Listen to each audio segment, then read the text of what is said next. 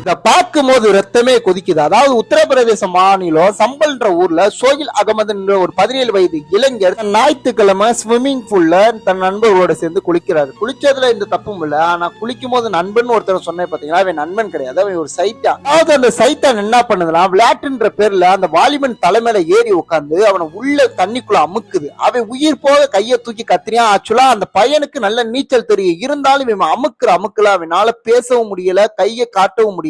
ஆனா அவனுடைய நண்பனுக்கு உயிர் போய்கிட்டு இருக்கு, அவன் உயிர் வேதனையில கத்திரியான்ற கொஞ்சம் கூட இறக்கம் இல்லாம, எப்படி ஃபைடர் படத்துல வர சூர்யா போல அவன் கத்துறதையும் கதறதையும் உயிர் போய்கிட்டு இருக்கிறத ரசிச்சுக்கிட்டு இருக்கிறான் அந்த மேல உட்கார்ந்து அந்த சாத்தியம். சோகில் வாலிபன் அவனை முடிஞ்ச வரைக்கும் தள்ளி விட்டுட்டு நீச்சல் அடிச்சுட்டு கரைக்கு போயிருவோன்னு நினைக்கிறான். ஆனா அவனால முடியாம தண்ணிக்குள்ள மூழ்கி அந்த வாலிபன் உயிர் இழந்துறான். அந்த சாத்தியம் அவனை மட்டும் பண்ணாம முன்னொரு வாலிபன் குதிச்சோனையா அவங்களுத்திலே ஏறி போய் அவனையும் தண்ணிக்குள்ள வச்சு அமுக்குறியா. அந்த வீடியோ நீங்க நல்லா பார்த்தா புரியும். அதாவது இது வந்து நான் பெற்றோர் கவனத்திற்கு இந்த வீடியோ கொண்டு போக நான் விரும்பல. இன்றைய தலைமுறை இளைஞர்கள் என்னுடைய நன்மை உயிர் அவன் சொல்லி கிணத்துக்குள்ள குதிரா நண்பா நான் இருக்கேன், கடலுக்குள்ள குதிரா நண்பா நான் இருக்கேன், அவனை மட்டும் நம்பிராத, அவன் உயிரை கொள்றவனா இருக்கு. நான் நண்பர்களை எல்லாத்தையும் குறை சொல்ல, ஆனா ஒரு கூட்டத்துல மட்டும் தான் பெருசு, நம்ம மட்டும் தான் பலசாலின்னு காமிக்கிறதுக்குன்னே ஒரு கூட்டத்துல ஒரு கருப்பு குழா இருக்கும். அந்த கருப்பு குழா கிட்ட மட்டும் நீங்க என்னைக்குமே கொஞ்சம் விலகி இருக்கிறது நல்லது. ஏன்னா அவங்க ஈர இருக்காது, உணர்வு இருக்காது, வலி தெரியாது. ஏன்னா அவனை பெத்த சனியங்க அப்படி இருக்கிறனால அந்த ரத்தம் உடம்புக்குள்ள ஓடும். அது போல இந்த